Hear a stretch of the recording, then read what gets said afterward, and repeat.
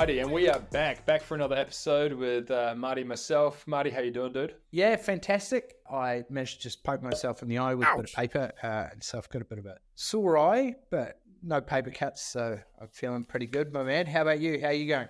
Yeah, good dude, good dude. Was that paper for your upcoming book, essentially, amazing. The Profitable Builder? Why, yes. Yes, it was. Coming down the home stretch, 19 years in the making, the Profitable Builder step-by-step playbook, pumped to get it out there. We're going to make it available to all our members, pre-advanced copies. And it's got a lot of great tools to help in there. Pricing, project management, how to keep your projects profitable, how to build a great resilient team, how to leverage yourself up out of the day-to-day. And there's tools and resources in each chapter. There's case studies, there's ones from members, and really pumped to share it with the wider community. Bro, it's great. Like, I've got this draft of it, and it's not as big as that. I'm just a bad reader, so I've printed this on size 12, 25 font and double spaced and stuff. But I'm looking forward to it. People are going to love it. It's kind of like, I liken it to being in the eye of the storm. Last 20 odd years, you've been in the eye of the storm of all these businesses, being able to see behind the curtain of what's working, what's not working. You see thousands and thousands, and you see like the four or five things that work phenomenally well, tried and true, tested, proven, and the hundreds of things that could work, but are usually a bit of more shiny object. And it's like, no, stick to these principles, stick to what works, and this is what's discussed in the book, and you just like unpack it all. It's fucking gold. Absolutely. Thanks, man. I appreciate that. It's the 80-20, and you got to apply the Pareto principle to everything you do. Not everything you do is valuable. The difference in how we each achieve in our lives comes down to what we do with our time. And you're a great example of that today that I'd want to dig into, Owen Chambers. Your background, high performance, and understanding, representing New Zealand at sport, being a high achiever at both school, sport, leading into multi-endurance from swimming to running to coast to all sorts of, I guess, if you can find a difficult way to challenge you, then challenge yourself, then you're up for it. And then what you've learned growing a team. When we started, there was only 3 of us 9 years ago, and now we've got a team of 26 people, and you were running the team. So I think a lot of lessons under the hood of what is high performance, what lessons you've learned, and how members can apply that to growing their companies. So I'd love to hear from you, my man. Yeah, dude. Take it away. Give us a little bit of your background, and then we'll dig into it, unpack the lessons that are applicable to high performance and to growing a successful company. Yeah, beauty. So I think best place to start with all my sports background. So right from a very young age, like when I was like 6, my dad used to get me out of bed and take me along to the swimming pool, and I was swimming laps from very young age. So I've been like relatively competitive when it comes to swimming and ocean-based, water-based sports from day dot almost. And that's led into water polo, ultra swims, surf lifesaving, and competitive swimming throughout high school and university and things like that. So I've been really fortunate to have some great opportunities. I've represented New Zealand at water polo. I've played all over the world, Hungary, Italy, and other different countries in Scotland, Commonwealth Cup and things like that. Scored an international hat-trick that I'm very proud about. I did not know that. Yeah. Congratulations. And, yes. And then surf lifesaving as well. Surf lifesaving is an incredibly valuable experience that I think everybody should do at least 1 or 2 seasons of. You learn problem solving, under pressure stuff, dealing with difficult situations, changing environments, all of that sort of stuff, body recoveries, all the way through to, making decisions quickly when people are in trouble. And then more recently, I've gotten into multi-sport. I did the Coast to Coast in New Zealand, which is a multi-sport race from the West Coast to the East Coast.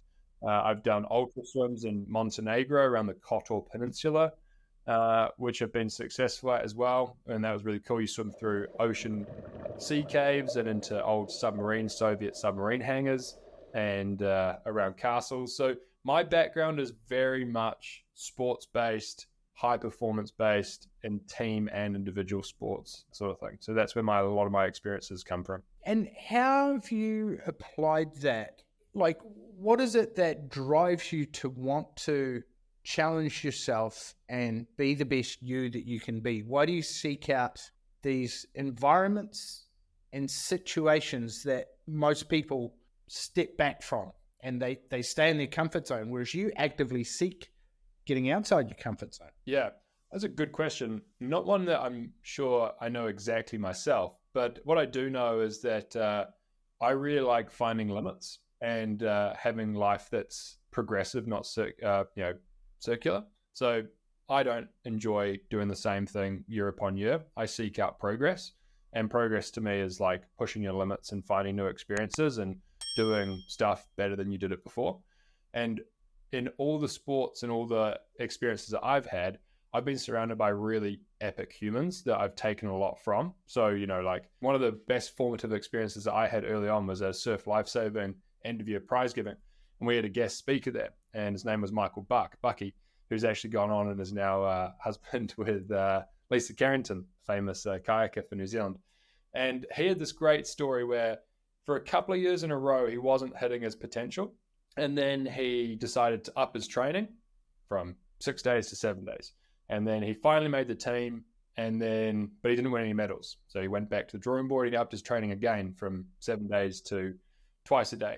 And then he finally made the team and he won a couple of medals, but it wasn't the color that he wanted. So then he upped his training again.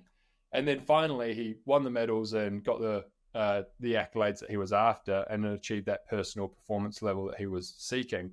And I remember that being a super formative experience for me at the time, because at the time, high performance and being the best you that you can be is kind of sometimes looked down upon. It's like, there's that tall poppy syndrome, right? Especially in New Zealand and Australia. People are like, do it for participation, have fun. I'm like, fuck that. I want to be the best I can be. Like, I'm putting a lot into this. I want to get a lot out of it. And Michael and Bucky kind of like showed me that was possible. He said, you work hard, you're going to get results. But working hard totally broke my reality of what hard work looked like. What I thought was hard work was, training daily. And he was here telling me that what it took to be the best was training multiple times a day, surrounding yourself with absolute weapons and having a real crack at it and going all out. So he took what my level 10 was and he whacked it right up to a 15. And that was super formative for me in the early days of like lessons that you can take from sports and apply them to other parts of life, whether that's business, family, relationships, and other things like that. Like whatever you think a level 10 is probably just your experience and your reality of that. And is likely not what a level 10 actually is. Absolutely. And I think that you raised a lot of good points there that I'd like to unpack. So one of those is work harder on smarter things and the level. So I think Zane Beckett from Deloitte, from ZB Homes, who won the Deloitte Fast 50 in 2017, the fast growing company in New Zealand. And the first time in 17 years, the construction company won it. And he grew from 0 to 65 mil very quickly in a 3-year period. So what do you understand that to mean, and how do you apply work harder on smarter things? How do you decide what those smarter things are? And how do you know what harder is? Is it just more hours, more reps, or? No. I mean, I'm quite a logical guy. One of my favorite subjects at school was physics. And physics is normally always broken down to an equation. So I like to sort of, problem solve typically through an equation of like, what levers do I get to pull and push that impacts my output? So when it's working harder on smarter things, it's normally working out what can I apply more focus and attention to that's going to get me a bigger leverage point or a bigger output on it. So for example, like in building, which is everybody that we work with, you can do $1 million in revenue by doing $1 million project or by doing 10 $100,000 jobs, right? So it's working out really clearly what outcome you're after, what things you want to do, and then what levers you've got available to pull and push. So in my experiences, like from sport background as well, I can be in the pool 7 days a week, but if my strength is out, then I'm going to get diminishing returns. I might need to drop that to 6 days a week, but then do 2 or 3 gym sessions as well. And then when I'm in the gym, it's not just to look good, it's to actually work on specific muscle groups that are going to help me with my catch and my pull. So, it's being real specific and deliberate with what you're doing. Like, it used to piss me off. We'd go to trainings and stuff and you'd train for the sake of training versus being really deliberate with your actions and training really specifically for something. that's one of probably the biggest lessons I've taken from my history of sport is like, you must be deliberate in your training. Otherwise, you're just going through the motions. Absolutely. And in business, numbers get the language of business, and they tell us what's working and what's not. So when we look at the scorecard every month of the company, you should be able to see what areas are red, you're not winning, they're not in KPI, and what areas are green, they're going well. So margin, average dollar sale, conversion rate, number of leads, productivity on site, and then net profit, gross revenue, and gross margin. And the second part of that is everyone in the company, project manager, QS, needs a scorecard, and they need to know one number: are you winning? Yes or no. So for the QS, is it getting within 5% of your labor hours? Are you winning? Yes, I am.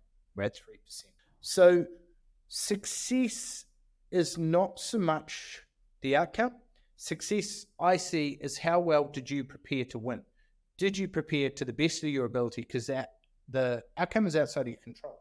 And if you can separate that by being in the right environment, doing the right things, then eventually it will become inevitable that you will win. And most people don't have business problems.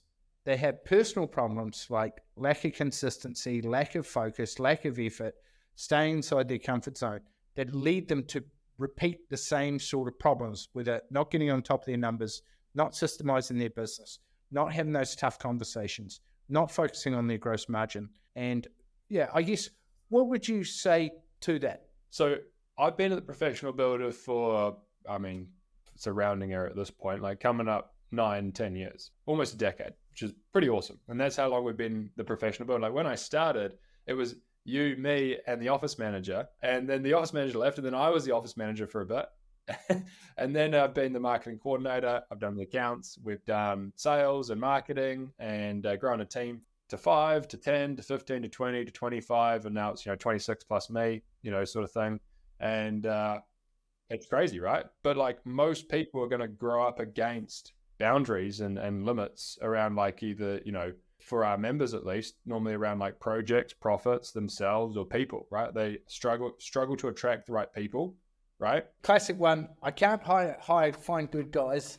And the second one is, oh no, I can't charge for my quotes, or I can't charge for prelim budgets. Nobody here in my town does it. It's so annoying. I remember vividly, I had this conversation with one of our members, or past member at this point, and they were like, oh, I can't do that, dude. It's a 10% town. So like, what do you mean it's a 10% town?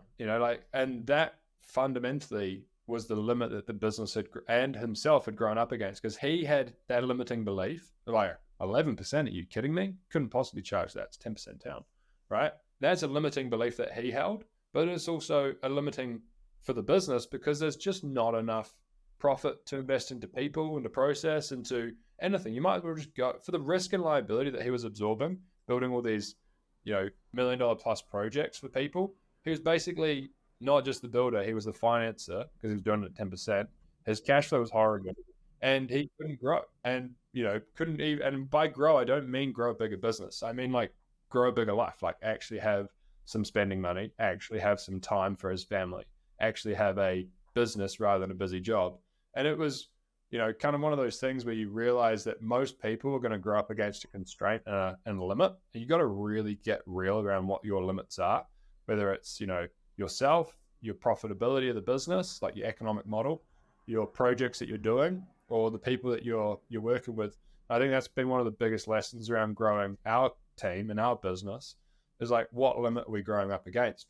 And time and again, we've been really good. And I think you're great at this as well, is around like finding the right people and enrolling them into the right vision of like, we're able to attract great people. Like our management team is awesome. I've said this to you a bunch of times. Wouldn't replace them with anybody, and then the work that we do, sometimes we grow up against those limits and we've got to like re-engineer how we get our members great results. And we've gone through a few iterations over the last 10 years, right? Like we've done in-person events, we meet with them on site, we've done one-on-one coaching, we've done group coaching, and we've struck a really nice balance now of being able to get members awesome results in a really reasonable time period, regardless of whether they're struggling with an economic problem, like their pricing and their numbers, sales and marketing problem, like their projects that they're doing, or a team and systems problem, like finding, retaining, and hiring good carpenters, employee contractors, sub-trades, project managers and stuff. So I think that's like a really important one that's been a big lesson for me and a big lesson that a lot of our members go through as well. Absolutely. The thing I'd pick up on there, I think there's three aspects that help in any environment. Environment is everything. If you're around five broke-ass mofos, there's a good chance you're going to become the six. If you're around five PS4 playing, weed smoking, people sitting smoking weed, getting fat on the couch eating chips, there's a good chance you'll be the six. Our athletics club in TPB, there's quite a few of us doing 75 hard at the moment. So big thing for any program, anyone who wants to get better, there's three key aspects to it. Number one is community. So change the environment you're in. If you want to be a better swimmer, go and join a swim squad that swims at 5 a.m., that has a world-class coach, that uses best technique, that's going to correct what you want. And then the conversations that you're going to have out of the pool are going to be around diet, nutrition, form, and what are they doing to get better. So community really helps shatter any limiting beliefs, like the community that you've just experienced going to LA in the coaching program that we're in with guys with 50, 100, $200 million coaching businesses. Help show what's possible. The second thing is one-on-one coaching, or coaching to help shine a light on any potholes and show, hey, here's how this can be done, like Leon from Melbourne signed 7 prelim budgets, 3.5K very quickly. And the last one is accountability. Do you have someone that's holding you accountable, like a personal trainer, to make sure you're following your diet, you're doing the right things, and in business, you're executing the right strategies, you're showing up to the calls, you're submitting your numbers each month so we know what aspect to help you on. So what would you say to around community, coaching, and accountability? Which of those three do you feel is most important, or how do they work in tandem? In my experience, they're important from the perspective of if you don't, it's like a three-legged stool. Like you got to have all three. Otherwise, you're not going to really like hit the right level of stuff. Like my experiences from water polo have been really formative in that I've played overseas. I've played in some phenomenal teams where I've easily been the worst. And I've played in some teams where I'm towards the top of the pack.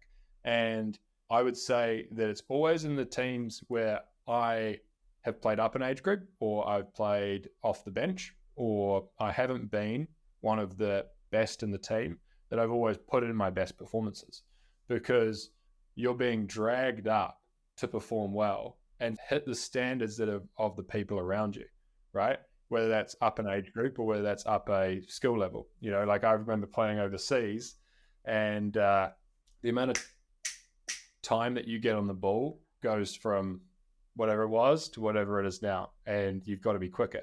The amount of time that you have to react to a turnover is, you'll be burnt if you're not on top of it straight away. So 100% the community you surround yourself with, they need to be absolute savages, weapons, people that are going to lift you up and drag you along for the ride, rather than just relying on your motivations to pick yourself up and to get to the top. And then secondly, on that, there's got to be like the coaches, right? I remember vividly going off, probably not one of my finer moments. They would come in for a quarter-time team talk. So in water polo, there's 4 quarters. You come in, and it's a semi-final or a relatively important game, and I'm meant to be the guy that's scoring a bunch of goals, and we're down by 1 or something. And the coach goes, Owen, score more goals. And I remember just being like, put it in the back of the net. Throw it to the tall guy. Yeah, like, bro, what do you actually think I'm trying to do? Like, I'm trying to score goals. Like, I'm trying. I'm not out here trying to fuck up. I'm just not very good today. Like, I'm trying to score goals. Can you coach me or teach me, tell me how to score those goals a bit better? I remember being so frustrated at the time. It was just like, what do you think I'm trying to do? I'm not trying to stuff up. So having a good coach that can not just paint by numbers or just go like, score more goals, but go like, okay, so what you need to do is, typically the keeper is really weak on the bounce. So you're going to be aiming over the elbows on a bounce shot or up over the head because he's coming up and he's ducking, right? Or top corners, or hey, you're going to be getting a good breakaway on the wing and we'll get it to you early, so you start leaving early because we need to catch some goals up here. Some good coaching goes a long way versus telling us to score more goals. So 100% a 3-legged stool, and not just any one in particular being the be all and end all. Yeah, absolutely. And structure is so important. Like, you don't rise to the level of your goals, you fall to the level of your systems. So we want to set up systems that make winning and success inevitable by doing the right things. So What does your week look like? What does your day look like? What do you do to make sure that you're set up for winning? And how do you decide what should be on your plate, what you're getting off your Yeah, 100%. So I think this one's like a muscle. Planning your week, planning your time, controlling your time and energy. It's never going to be perfect, and you're probably going to go 2-3 weeks of really good stuff and then 1 or half a week of bad stuff. And it's the skill and discipline to recognize that you've got the wobbles and you need to jump back onto whatever recalibrates you. So I think this one's 100% like a muscle, and I subscribe to a lot of the stuff that other people have taught me. So like Dan Martell, Taki Moore, watching Richard Branson live his huge life. And they call it like the preloaded year. And I've adapted it, made it my own and stuff. And I call it the 100-day holiday. And the idea is that you really want to sort of like live your life by design rather than by default. So a couple of the core takeaways would be plan your weeks from the inside out. Make sure that you block out personal time and time that helps to recharge your batteries. So for me, that's working out, hanging out with mates, and getting a early run-in sort of thing. And then making sure that you plan the year in advance so that you're not just kind of going like, oh, it's my wife's holiday now. I'm meant to be hanging out with her, but I've just booked, like a bunch of member work and other things over the top of it, right? So it's getting real clear on the year in advance and making sure that you've already got preloaded your family holidays, your sports events, your everything else around that, so that you can actually fit everything in and manage your energy and manage your flow. And that's been huge for me as we've grown our team, as our members have gone exponential and all of that. Absolutely. Schedule the breaks and book them in. If it's in your calendar, your calendar is God. If it's in your calendar, then it's going to happen. And I even put things in there like helping the boys with the homework at 5:30 when I come home. And they've got home from school. Date nights with Kelly, my wife. There's a great saying, if you want to show someone, predict their cash flow, get them to show you their calendar. So structure's huge. And also being a elite athlete, what you put in your body, what you feed it, the diet.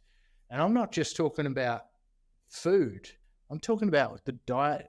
That's what are you putting in your mind? So what do you listen to? Where do you seek out info? What do you get on podcasts, trainings? Where do you go? What's your go-to? D, all of the above. So, I like to have my mornings really blocked out for the team because being in a point of leverage, my leverage is the ability to communicate and help the team out as best as possible. Because, things like Naval says, you got 4 points of leverage, right? People, process, money, and media, right? So, people is your team, ability to hire them. Process is like systems, software, processes, ways of doing stuff. Money, I mean, we all know the form of leverage, which is money, which is, mortgage and stuff. And then media, this podcast could in theory be seen by hundreds of people if they so choose to learn more about us, rather than having this conversation 100 times. And where I sit in our business, my biggest point of leverage is in the people. So my mornings are always really clearly around helping them. And then in my afternoons, I try and do as much deep work, which sometimes it looks like learning as well.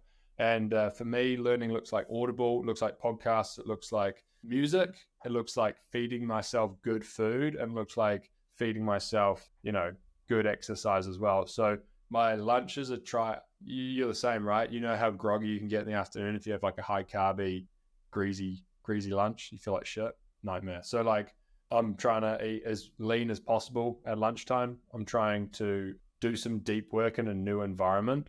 And then I'm trying to like listen to or read something in particular. So like for me, the biggest, best books that I've listened to over the last wee while are probably like Profit Zone, and we'll link these all down below. Road Less Stupid by Keith J. Cunningham. Endurance, which is the story of Ernest Shackleton going to Antarctica, like absolutely wild. I got that one on a recommendation from somebody else. And that makes you realize how weak and pathetic we all are versus what they it was incredible. Yeah. And then Profit First and Who Not How, 2 honorable mentions as well. So great books, those 2 as well. And then podcasts, like I think you're onto this one as well, which is like a high performance podcast. That one's really cool. I love that. anything by Layla Hormozy. She's a weapon. And then, Diary of a CEO as well, which is a bit of fun by Stephen Bartlett. Yeah, awesome. Yeah, and it's so right? Like it lifts you up. It allows you to see what's possible, and you think if someone else can do it, then I can do it. And I think that's critical what you're putting in your mind. So do you have any non-negotiables? Yeah. So, 100%. Like exercise every day. Like have to. So like middle of last year, I finished 75 hard. I was between an ultra swim and whatever I was doing. So I wasn't really training much and stopped exercising, and you just fall off completely, man. Like you can't show up as the best version of you if you're not feeling good or in shape. Like you can't fill from an empty cup, right? And if you can't show up for your team, how are they going to show up?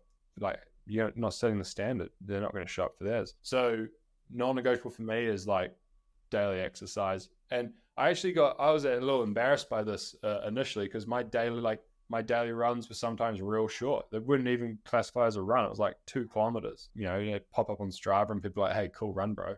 Well, yeah. But honestly, like I needed that. It like sets me up for the day, and at least I get a sweat on, albeit a very small one. But at least then it anchors me and it gets me going. So I think that's been massive for me personally. And then the second one that's a big non-negotiable in my week is Sunday afternoons from about 3 o'clock on. Almost every Sunday since we've come out of COVID, it's either been a date time with me and my wife Sam, or it's been a period where we've had guests over to our place and we've cooked dinner together and we've played board games or done something together. It's phones free, it's good food, it's alcohol free, and it's a great way to sort of anchor the week and get ready for the next. And that's been awesome. It's gone through a couple of iterations from games night to Sunday sandwich club, and it's good fun. It's great. I love it. And how do you deal with setbacks? So we all have them. Some of us, you can get down in the funk and think, shit, things aren't going how I thought they would. Like, what's your process to evaluate, reflect, and adapt and overcome? Yeah, well, it depends on the size of the setback, right? There's often we're going to go through like 7 stages of grief. You're going to be like, want to go into combative mode and stuff or firefighting mode. But often, like you'll agree with this, best thing to do is to normally like take a step back, chill out. I find that for me, I've got a great playlist here. It's called You Are What You Eat, based exactly what we've just been talking about. I like to whack that playlist on. I often go to the gym or something, and then I'll come back and try and recalibrate sort of things. Momentum is a superpower for business owners like us. You want to be in momentum as much as you can, and you want to be in a position where you can problem solve and move fast. And I like to do the Alex Hormozy thing where you fast forward 5 years and think, does this matter at all? Normally it doesn't at all. And then come back and go like, cool, well, how can we solve this after you've actually taken 2 steps back and seen the forest from the trees and the problem for what it actually is. So music, movement, and a few minutes of thinking time, clarity. Yeah, I think that it's really important to sit quietly, reflect, and think, where's this going to skew with? Who do I need to be to make this happen? What do I need to do differently? And then as long as you get into action straight away, you have that first initial step, even if it's just a micro commitment, then you're on the path to success. And the journey of 1,000 miles starts with a single step. It's about reframing, just really quickly, about reframing problems. It's not that it's a problem. It's that you get to solve this opportunity, right?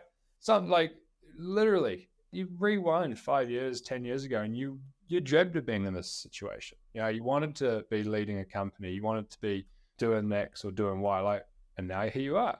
And this is the reality of that situation. And you get to solve it. And you get to own the problem, you get to own the solution usually. And I think that mindset is really strong versus like not playing the victim, but being like, damn, conditions are hard. It's like, no shit, there's business conditions, get on with it. Like if it was really easy, everyone would be doing it. And there's like Russ lost his, from Licensed Renovations, one of our coaches lost his foreman a wee while ago. And he's like, well, I can either sit here and piss and moan about it, or I can reframe it in my mind and think, great, now I get to promote one of my guys internally, put in place the right rules of the game, culture on site, productivity on site, and raise the bar for everyone else to step up. Which brings me to business cliche number 847. Profit is prince, cash flow is king, and momentum is emperor. So what do you do in your downtime, sir, to relax, recharge, rejuvenate? Yeah, big traveler. So me and Sam, my wife, we do a lot of travel around Asia. So, like parts of Thailand, Vietnam, Cambodia. Just booked in to do the half marathon around Angkor Wat this year, which is really cool. So you can go and see Angkor Wat, or you can go and do the half marathon around Angkor Wat. And whether you run hard is up to you, but at least then you Of course you will. But at least then you avoid, I'm too competitive, unfortunately, but at least then you avoid the crowds and you get to see it yourself. So we do lots of travel. We try and tie that travel around like fun activities. We did the 70.3 Ironman last year, also done a couple of ultra swims in Montenegro and the Kotor Peninsula, just south of Dubrovnik, which is stunning. It helps you get to see the world, see cool places, hang out with cool people. And so it's movies, it's exercise, it's travel, it's golf. We'll be playing some golf at our upcoming workshop summit in the Gold Coast. So that should be a good sort of chance to test me out against some of our members. Yeah, I've been putting in the reps at the Velocity driving range, so just on the down low. Yeah, it's important. We can't be turning up and being shown up by too many of the members. Although I do hope that some members can outdrive us because we've got a pretty cool prize for the longest drive. Yeah, absolutely. So Sofitel, May 30th, 31st. Can't wait. It's going to be epic. Gold Coast, watch out. So I guess this is where we get some quick fire, rapid questions. All right, what's your favorite movie? Interstellar or Rocky IV, the one where he fights Drago on Christmas Day. Good, that's good. What do you watch normally in your backpack or your bag? Be my laptop, it would be some headphones, and it would be, well, to be fair, I carry around my vision book all the time as well, which is important to me because I always keep that front and center of my personal goals, couple goals with my wife, and business goals are. So that would be in there. Vision book? Tell me more. Yep. So same as life by design, not by default. Get real clear around goals for myself, for the business, because it's a huge point of leverage, and for me and my partner and our family and what we actually want to achieve. So those range from doing cool activities like an Ironman and ultra swim, right through to earning so that we can live the life that we want and how much money we want to make, through to investments and milestones for our family, like buying property and things like that. And if you do it and put it away, you forget about it. But if you have it there, then you keep it. So I keep mine pretty much with my laptop and with my book every day.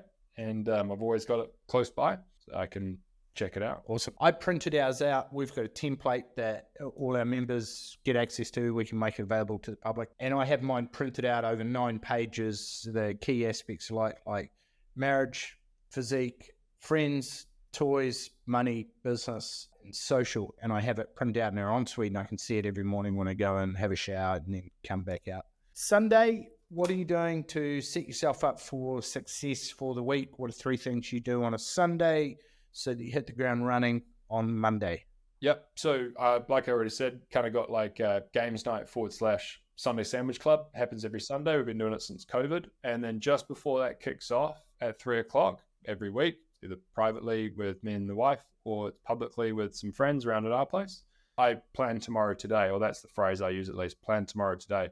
And that is where I'll always basically map out the week ahead, commitments I've got, meetings I've got secured, and then tasks I need to get done. And then I work out whether I need to schedule, delegate, or dump this task, schedule it into a time of day that's best optimized for me, delegate it. We've got an epic team. And just like everybody listening to this who's a business owner, big point of leverage is your people. So make sure that they know how to help you and support you. So give them really clear instructions of what you can delegate. And then lastly, dump. You're like, so many times we get caught in the status quo just doing shit because we were just conditioned to do it, versus like, I don't want to do that anymore. Like I've grown up, I've grown out of that. I don't need to, like you just think that it's on your to-do list and you should be doing it and it's somehow found its way into your calendar, but it's like, I ain't doing that. Like, no, I'm just not doing that. Damn straight. LeBron, Kobe, or Jordan? Oh, bro, you know me. It's LeBron. Oh dear. The And youth that's of the only today. right answer. You know it. How many championships has he won again? He's won enough. Oh, And it's not it's not just the championships. It's a full person. It's the full person. How does somebody go 20 odd years playing at that standard, no blemishes next to their name? None of this, like, you know, I know. adultery or, you know, bad teammates having something nice to say about them. Like, what a stand-up guy in every sense of it. Yes, absolutely. All right, and we are getting ready to land this plane. What are any other golden nuggets or tips that really stand out to you over the last 9 or 10 years, I guess, on the people who succeed in business, and what do they do differently to other people who go okay? Good question. So I'll have worked with, I haven't done the math, but it'd be over 1,000 members at this point. And without looking at all the data, I would argue that the members that are most successful are in like the mastery game. Like, they're not here to get one thing or to get two things or to be with us for 6, 12 or 18 months. They're just plodding along consistently every single week towards their idea of mastery. And typically mastery does not look very balanced either. It looks like a busy season and then, you know, maybe a chill season and then a busy one again, but there's always progress. They're not going in cycles and they're making consistent, deliberate efforts against their goals all the time. Like, you know, I could list off 10 or 15 of our members that are like this, you know, like Brad and Dan, Richard Fiskey, Brendan, you know, a bunch of them that are just consistent, deliberate action takers that are working towards their idea of mastery and aren't particularly influenced by peaks and troughs. They're after it. And it's fucking cool to see. Nathan from Phoenix, Leon in Melbourne, like, they just put the work in. They do the reps. Yeah, bro. I need to do that, move forward and get the wins. Yep. Dude, it has been an absolute pleasure getting to know you more, and it's a joy being on this journey with you, and thanks very much for sharing insights into your background, business, and looking forward to the year ahead. So good.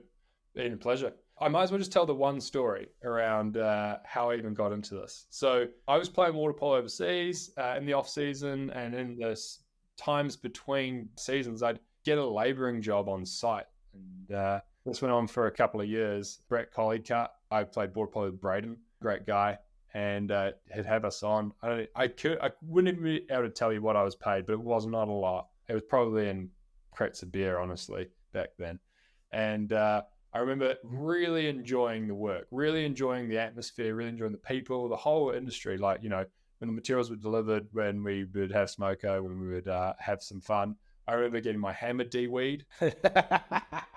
I was a fool. They go, "Owen, have you had your hammer D-weed?" I go, "No." And they go, "I'll give it here."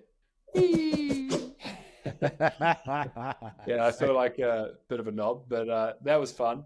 So I love the industry, but I wasn't particularly good at it. But I did enjoy the curiosity part of it, learning why we were pricing stuff, why we were doing this, doing that. And then when these opportunities came up to work with, and now over 1,000 members, be in the eye of the storm and get to see hundreds of the things that don't work and a few of the things that do work, be able to help members put that in place in their businesses to have a huge impact on themselves, their businesses, their teams, their families, and all of that. Super rewarding. So, you know, here's to many more years of helping builders crush it, and here's to, you know, taking things to the next level for all of our members, I say. Absolutely. Pleasure working with you, bro, and let's continue to put out great trainings, lead the industry, and help members crush it. All right, my man. Have an awesome hour. Cheers, brother. Bye.